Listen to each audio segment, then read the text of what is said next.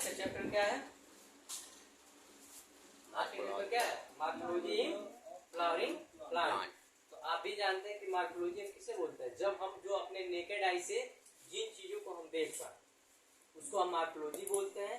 अगर किसी ऑर्गेनिज्म या किसी प्लांट के बारे में अगर हम पढ़ रहे हो, अगर उसका इंटरनल स्ट्रक्चर के बारे में पढ़ रहे हो, उसे हम क्या बोलते हैं? तो एंटोमी बोलते हैं। तो आपने सुना होगा ना कि एंटोमी ऑफ प्लांट पढ़ने जा रहे हैं, मॉर्फोलॉजी इन प्लांट पढ़ने जा रहे हैं। तो चैप्टर का नाम क्या है? Morphology in flowering plant. तो हम जानते हैं कि मॉर्फोलॉजी किसके बारे में पढ़ना है? फ्लावरिंग प्लांट के बारे में पढ़ना है। मतलब जो फ्लावर दे रहे होंगे उसी प्लांट के बारे में हमें पढ़ना है। लेकिन क्या पढ़ना है? उसके ऊपरी स्ट्रक्चर को पढ़ना है, मतलब दिखने में कैसे होते हैं, उनकी पत्तियां कैसी होती हैं, उसके स्टेम कैसे होते हैं, उसके फ्रूट कैसे होते हैं, मतलब जितना भी चीजें आपके नेकेड आई, मतलब नेकेड आई का मतलब जो आपके नंगे आंखों से जो चीजें दिख जाए। नंगे आंखों से जैसे आप देख रहे हैं ना, ब्लैक बोर्ड पे मैंने क्या लिखा है, ये चीजें तो आपको दिख रही होंगी। तो आप नेकेड आई से ही तो देख रहे हैं, मतलब नंगे आंख, ये थोड़ी आंख में अपने माइक्रोस्कोप पहन के देख रहे हैं कि नहीं ये चीजें यहाँ पे हैं, या ऐसा तो नहीं कि ब्लैक बोर्ड के कार्ड को देख करके इसमें क्या लिखा गया। तो मॉर्फोलॉजी का मतलब ही होता है कि जिन चीजों को हम नेकेड आई से देख पाए, मतलब अपने नंगे आंखों से ऐसे प्लांट को देख रहे हैं तो आपको लग रहा है ना कि इस प्लांट का पत्ता ऐसा है, इस प्लांट का पत्ता ऐसा है, इस पे फल ऐसा लगता है, इस पे फल ऐसा। ये काट के थोड़ी देखने जाते हो, दिख रहा है ना सामने। तो जो आपको दिख जाए ऐसे विदाउट किसी हेल्प के, आपको डायरेक्ट दिख रहा हो, उसको हम क्या बोलते हैं? मॉर्फोलॉजी बोलते हैं। लेकिन कह रहे हैं मॉर्फोलॉजी तो पढ़ेंगे, लेकिन किनके बारे में पढ़ेंगे? फ्लावरिंग प्लांट के बारे में। तो हम जानते हैं कि फ्लावरिंग प्लांट एक ही मेंबर आता है जो है एंजियोस्पर्म, क्योंकि एंजियोस्पर्म के जितने मेंबर होते हैं वही सब फ्लावर करते हैं, उसके अलावा और कोई फ्लावरिंग नहीं करता है। क्योंकि हम जानते हैं ना कि इससे पहले जिम्नोस्पर्म था, जिम्नोस्पर्म में फ्लावरिंग नहीं होता था, वहां पे नेकेड सीड होता था। कहानी पढ़े हो? अरे प्लांट, मैंने प्लांट किंगडम पढ़ाया था तो वहां पे पढ़ाया था ये सब चीजें। अब हमें पढ़ना यही है कि आखिर हमें पढ़ना क्या? Morphology in flowering plant. मतलब आप एक प्लांट को देखते हैं तो उसमें क्या क्या चीजें दिखाई देती है, लेकिन हमें उसी प्लांट के बारे में पढ़ना है जो प्लांट क्या कर रहे हो? फ्लावर दे रहे हो, फ्लावर प्रोड्यूस कर रहे हो। तो कह रहा है कि जब हमें मॉर्फोलॉजी पढ़ना है फ्लावरिंग प्लांट के बारे में, तो हम जानते हैं कि फ्लावरिंग प्लांट आखिर होते कौन है, वो किस फाइलम में, किस मतलब डिवीजन में आते हैं। तो हम जानते हैं वो एंजियोस्पर्म में आते हैं। तो अब हमें देखना है कि क्या होता है। तो कह रहा है कि आखिर आप मॉर्फोलॉजी बोलेंगे किसको? What is morphology? तो कह रहा है कि इज द मतलब morphology is the study external. देखो एक बात बोल के जा रहा है कि नहीं, एक्सटर्नल फ्रॉम टू ऑर्गेनिज्म। मतलब कह रहा है कि हम मॉर्फोलॉजी उससे बोलते हैं कि हम किसी ऑर्गेनिज्म या किसी प्लांट के एक्सटर्नल पार्ट को पढ़े, मतलब बाहरी पार्ट को पढ़े, अंदर वाले पार्ट को नहीं। मतलब अंदर जैसे हमारा बॉडी है, अगर मैं बॉडी के ऊपर से पढ़ाऊंगा, मान लो उंगली है, आई दिख रहा है, हेयर दिख रहा है, ईयर दिख रहा है, नोज दिख रहा है, लिप दिख रहा है, चीक दिख रहा है, ये क्या है? सब हमारा मॉर्फोलॉजी है। लेकिन मैं वही बात कहूं कि एंटोमी किसे बोलोगे? तो बॉडी के अंदर जैसे हार्ट, लंग, किडनी, लीवर, ये सब जितने क्या है, स्मॉल इंटेस्टाइन, लार्ज इंटेस्टाइन, ये सब चीजें क्या है? सब हमारे इंटरनल पार्ट है, जिसे हम नेकेड आई से ऐसे तुम दिख पा रहे हो, मेरा हार्ट दिख रहा है, कहीं नहीं दिख रहा है ना। तो जो चीजें इंटरनल पार्ट में है उसे हम क्या बोलते हैं? एंटोमी बोलते हैं। लेकिन जो चीजें सामने दिख रही हैं आपको, उसको क्या बोलते हैं? मॉर्फोलॉजी बोलते हैं। तो कह रहा है व्हाट इज मॉर्फोलॉजी? तो कह रहा है कि morphology is the study of external form of organism. मतलब हम इसमें स्टडी किसकी करते हैं? किसी भी ऑर्गेनिज्म के एक्सटर्नल पार्ट को करते हैं, मतलब जो बाहरी पार्ट होता है, जो हमारे नेकेड आई से दिखाई देता है, उसे हम क्या बोलते हैं? मॉर्फोलॉजी बोलते हैं। इतने में कोई दिक्कत मॉर्फोलॉजी और एंटोमी में?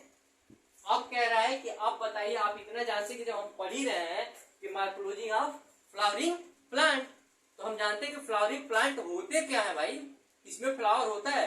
आखिर हम लोग पार्ट पढ़ के आ रहे हैं ना, पूरा पीछे से पढ़ के एक चैप्टर आ रहे हैं प्लांट किंगडम, उसमें मैंने बताया कि किसमें फ्लावरिंग होता है। तो फ्लावरिंग एक ही करता है, वो कौन है? एंजियोस्पर्म है। तो कह रहे हैं कि एंजियोस्पर्म को हम दूसरे किस नाम से जानते हैं?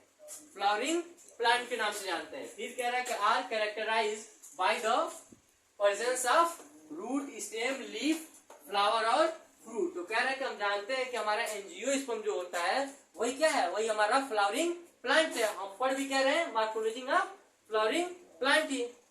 तो मॉर्फोलॉजी तो हम जान गए कि बाहरी स्ट्रक्चर को पढ़ना है, लेकिन फ्लावरिंग प्लांट मतलब फ्लावर देने वाले जो प्लांट है, जो पौधे हैं, उसे क्या दूसरे किस नाम से जानते हैं? एंजियोस्पर्म के नाम से जानते हैं। तो कह रहे हैं कि इसमें आखिर हम पढ़ेंगे क्या, क्या क्या चीजें हमें बाहरी मतलब दिखाई देंगे, कौन कौन से पार्ट दिखाई देंगे प्लांट के। तो कौन कौन से पार्ट में हमें इसमें देखना है? रूट, स्टेम, लीफ, फ्लावर और रूट। इन सब चीजों को अगर मान लो आपको एक प्लांट दे दूं, आप उसको ऐसे उठा के देखोगे तो उसमें क्या क्या चीजें दिख सकती हैं? रूट दिखेगा कि नहीं दिखेगा? दिख जाता है ना, उसके अंदर तो जाना नहीं पड़ता है। ये कि बताओ, स्टेम दिखता है या नहीं दिखता है? लीफ दिखता है कि नहीं दिखता है? फ्लावर दिखता है कि नहीं दिखता है? फ्रूट दिखता है कि नहीं दिखता है? तो अब समझ में आ गया। अब मॉर्फोलॉजी में किसी को कोई कंफ्यूजन तो नहीं होगा ना। तो कह रहा है कि मॉर्फोलॉजी इन फ्लावरिंग प्लांट में हमें क्या पढ़ना है? केवल और केवल एंजियोस्पर्म के बारे में पढ़ना है, क्योंकि हम जानते हैं कि एंजियोस्पर्म का दूसरा नाम क्या होता है? फ्लावरिंग प्लांट होता है। तो कह रहा है अच्छा ठीक है, हम तो जानते हैं कि फ्लावरिंग प्लांट को एंजियोस्पर्म बोलते हैं, लेकिन अब उसमें भी फ्लावरिंग प्लांट में भी हमें कौन से पार्ट को पढ़ना है? तो कौन कौन पार्ट है? रूट है, स्टेम है, लीफ है, फ्लावर और फ्रूट है। इन्हीं के बारे में हमें पढ़ना है, इससे ज्यादा इस चैप्टर में कुछ है नहीं। यहां तक कुछ दिक्कत हो तो बताओ। तो अब कह रहा है कि main part of the flowering plant, कह रहा है कि एक प्लांट लेते हो, उस प्लांट का मेन पार्ट अगर वो ना रहे तो प्लांट होता ही नहीं, मतलब डेवलप ही नहीं करता, यानी डेड हो जाता। तो मेन प्लांट बॉडी है कौन? तो पहला क्या है इसका?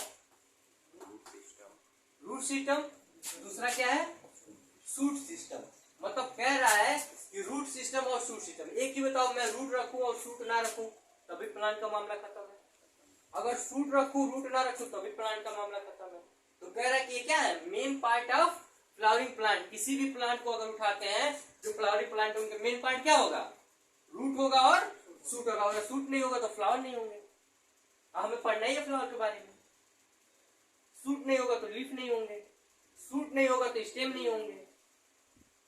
समझ में आया क्या बोल रहा हूँ? तो इसमें दो ही मेन पार्ट होते हैं। पहला क्या होता है? रूट सिस्टम, और दूसरा होता है शूट सिस्टम। फिर कह रहा है रूट सिस्टम में क्या होता है? ये अंडरग्राउंड पार्ट होता है। जाहिर सी बात है, आपने एक प्लांट उठाया होगा और देखा होगा जो रूट होता है जमीन के अंदर ही होता है, इसलिए इसको क्या बोला गया? Underground part. अंडरग्राउंड का मतलब होता है कि जमीन के नीचे वाले पार्ट। अरे अगर मैं एक पौधा छोटा सा बना दूं,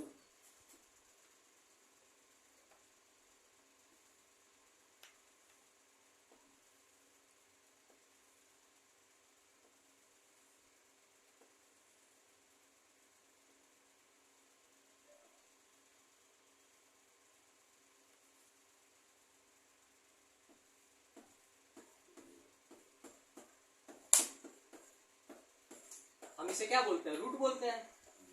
और इसे क्या बोलते हैं? कह रहा है कि जो रूट है, रूट क्या है? अंडरग्राउंड पार्ट है ना, क्योंकि ये कहाँ पाया जाता है? जमीन के नीचे पाया जाता है। तो इसीलिए इसको क्या बोला गया है? रूट सिस्टम को क्या बोला गया? Underground part. शूट सिस्टम को क्या बोला गया है? Above the ground. ये ग्राउंड से ऊपर होता है। तो ये जो पार्ट हुआ यहाँ से यहाँ तक का, ये शूट का पार्ट हुआ, और यहाँ से यहाँ तक का कौन सा पार्ट हुआ? रूट का पार्ट हुआ। तो अगर मैं इसको बोलना चाहूँ यहाँ से यहाँ तक, तो इसको शूट सिस्टम बोल सकता कि नहीं बोल सकता? अरे एक सिस्टम हो गया ना। अरे सिस्टम मतलब इतना मिल के लोग एक सिस्टम तैयार करते हैं ना। अरे इसमें भी आ रहा है, हर चीजें आ रही है, तो क्या हो गया? एक सिस्टम हो गया। और ये क्या हो गया? रूट वाले में, इसमें रूट कैप, मैथमेटिक टिश्यू सब लोग आ रहे हैं, तो भी क्या हो? ये भी एक सिस्टम हो। सिस्टम का मतलब क्या हो? जब एक से अधिक लोग मिलकर किसी एक काम को कर रहे हो। जैसे ये कोचिंग है, तो कोचिंग अकेले तो चल नहीं होगा। डायरेक्टर सर है, प्लस टीचर है, प्लस काम करने वाले हैं, प्लस पढ़ने वाले हैं, ये सारे चीजें लोग मिलकर एक सिस्टम तैयार किए हुए ना। तो ये भी, इसमें भी क्या है? एक सिस्टम का मामला बोल रहा है। कह रहा है कि रूट सिस्टम है, दूसरा क्या है? शूट सिस्टम है। तो रूट सिस्टम में कौन कौन आ जाएंगे? लीफ आ जाएगा, स्टेम आ जाएगा, फ्लावर आ जाएगा, फ्रूट आ जाएगा। शूट सिस्टम में क्या होगा? रूट कैप आ जाएगा, मैथमेटिक टिश्यू आ जाएगा, रूट हेयर आ जाएगा, बाकी सब चीजें आ जाएंगी। तो सब लोग मिलकर एक सिस्टम तैयार कर रहे हैं ना, तब तो जाके एक प्लांट बॉडी तैयार हो रहा है। तो यही कह रहा है कि ऊपर वाले पार्ट को क्या बोलते हैं? Shoot system. नीचे वाले पार्ट को रूट सिस्टम। ये ऊपर होता है above the, underground above the होता है, मतलब ये सॉइल से ऊपर वाले पार्ट होते हैं जिसको हम शूट बोलते हैं, और सॉइल के नीचे वाले पार्ट होते हैं जिसको रूट बोलते हैं। यहां से कोई दिक्कत? अब कह रहा है कि भाई रूट सिस्टम पहला ही हमें पढ़ना है। रूट सिस्टम पहला ही हमारा क्वेश्चन क्या है? रूट सिस्टम का, क्योंकि पहला ही हमने लिखा हुआ है। तो कह रहा है कि रूट सिस्टम आखिर बोलोगे किसे?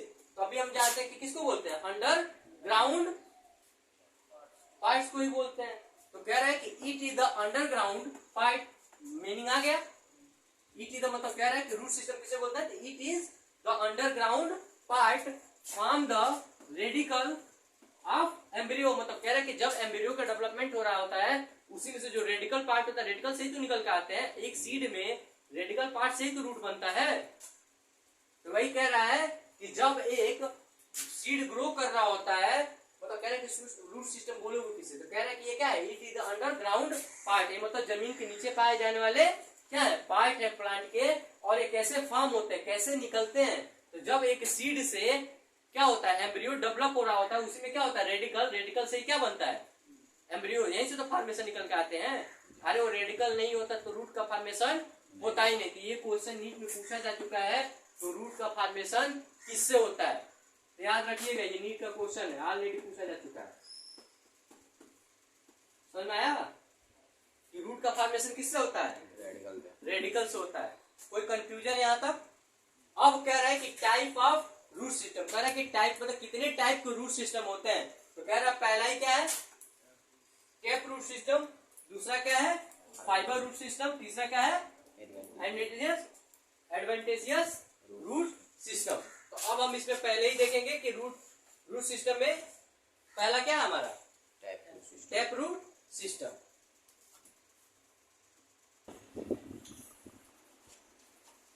तो अब मेरा पहला क्या है, पहला इसमें हमें पढ़ना था रूट सिस्टम में, पहला ही टैप रूट, दूसरा क्या पढ़ना था, फाइबर रूट, तीसरा क्या पढ़ना था, एडवांटेजियस रूट। तो कह रहा है कि टैप रूट और फाइबर रूट, और सबसे बड़ी चीज है एडवांटेजियस रूट। तो पहले देख लो टैप रूट का स्ट्रक्चर कैसा होता है, कुछ ऐसा होता है, आपने देखा होगा सरसों का प्लांट आपने देखा है ना, मस्टर्ड प्लांट का आपने जब देखा होगा ऐसे, उसको पौधे को उखाड़ के आप देखेंगे या निकाल के देखेंगे तो उसका रूट कुछ ऐसा निकल के आता है। तो क्या है, ऐसा अगर रूट आपको दिख जाए तो क्या है, टैप रूट है। अगर आपने धान या गेहूं का पौधा देखा होगा, उसको ऐसे जड़ को उखाड़ते हो तो आपको कुछ ऐसा दिखाई देता है, तो क्या होता है, फाइबर शूट बोला जाता है। तो जो ऐसा दिखता है वो किसमें, मस्टर्ड में भी देखने को मिल जाएगा।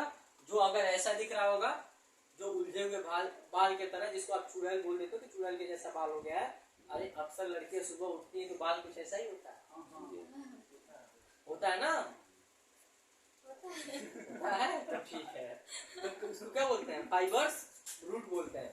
और फिर कह रहा है कि अगर आपने देखा होगा, जैसे बरगद का ट्री देखा होगा या अदर चीजों का ट्री देखा होगा आपने, उसमें आपने देखा होगा कि उसके टहनी जो स्टेम होता है, स्टेम से ही रूट लटके हुए होते हैं। तो कह रहा है कि अगर स्टेम से ही रूट बाहर निकल के आ जाए उसे क्या बोलेंगे, एडवेंटेजियस रूट बोलेंगे।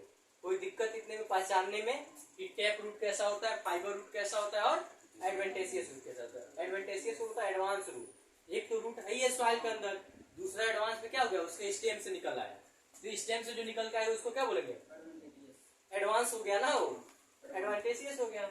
और जो चुड़ैल वाला जैसा दिखेगा, जो आपके राइस और व्हीट में दिख जाता है, उसको फाइबर रूट। और आपने जो देखा होगा सरसों का प्लांट जब कट जाता है या उसका भी ऐसे आपने रूट निकाल के देखा होगा, कुछ ऐसा निकल के आता है, उसको क्या बोलते हैं, टैप रूट। तो अब देखते हैं कहानी, पहचानने में दिक्कत नहीं होगा ना, तुमको तो और नहीं होना चाहिए, एक तो तुम्हारे विभाग से बिलोंग कर रहा है, नहीं दूसरा भी कर रहा है, अच्छा दूसरा भी कर रहा है, अच्छा हाँ, मॉडल जो बनाते हैं,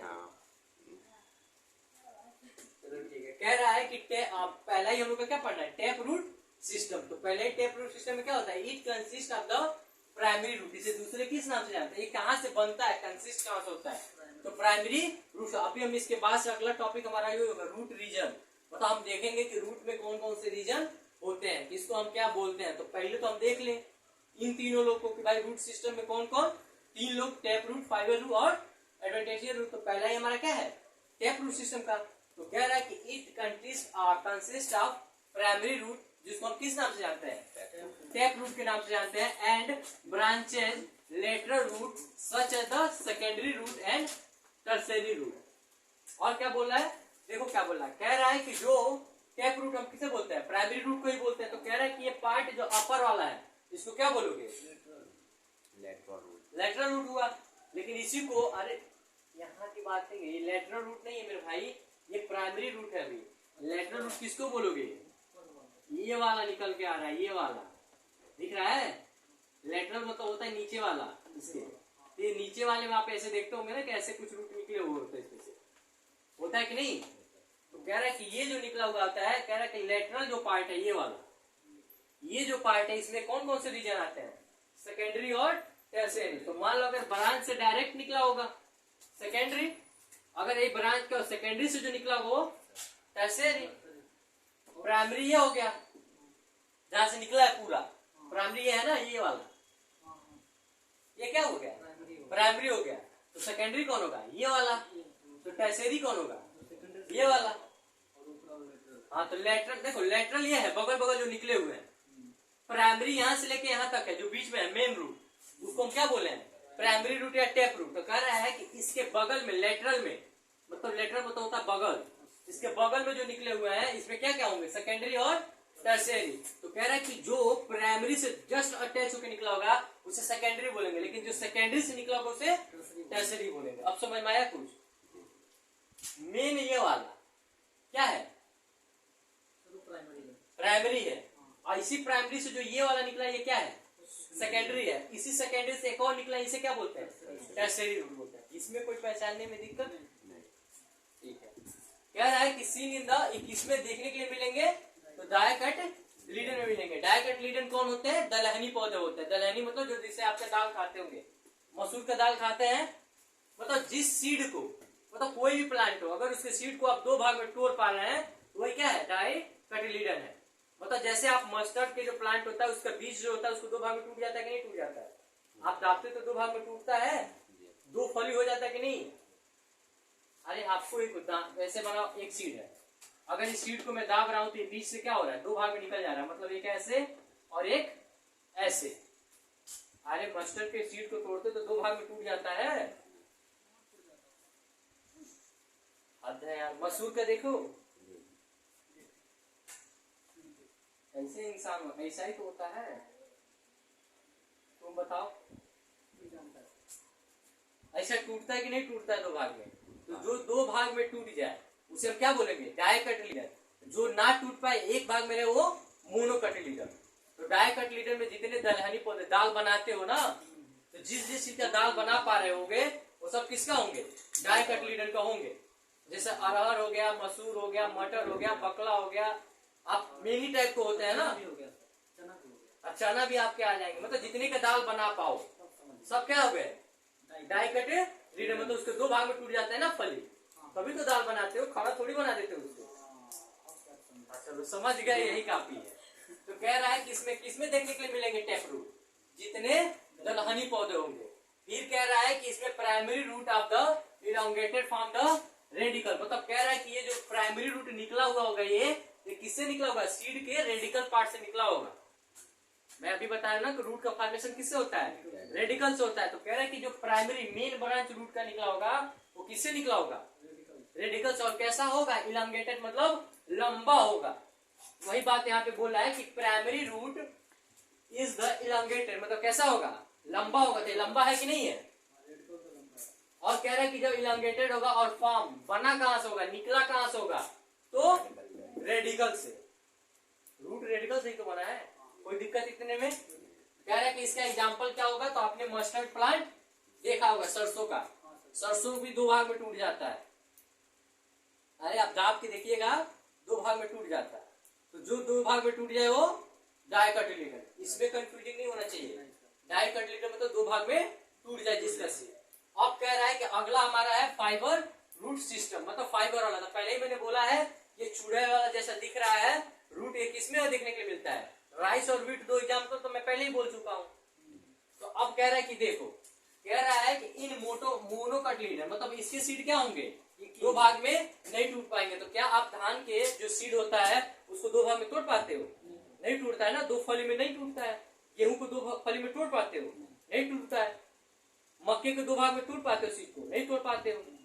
तो एक सब क्या है, मोनोकटिलिडन है। तो कह रहा है कि जो फाइबर रूट सिस्टम पाया जाएगा ये किन प्लांट पाया जाएगा, जो मोनोकटिलिडन होंगे। और कह रहा है कि इसमें जो प्राइमरी रूट होगा वो क्या होगा, short life and replace by the large member of root. मतलब कह रहा है कि इसमें जो मेन प्लांट होगा, मेन मतलब प्लांट का रूट होगा वो क्या होगा, छोटा होगा, और इसके ऊपर से कवर किए होंगे कौन से, लार्ज नंबर ऑफ रूट।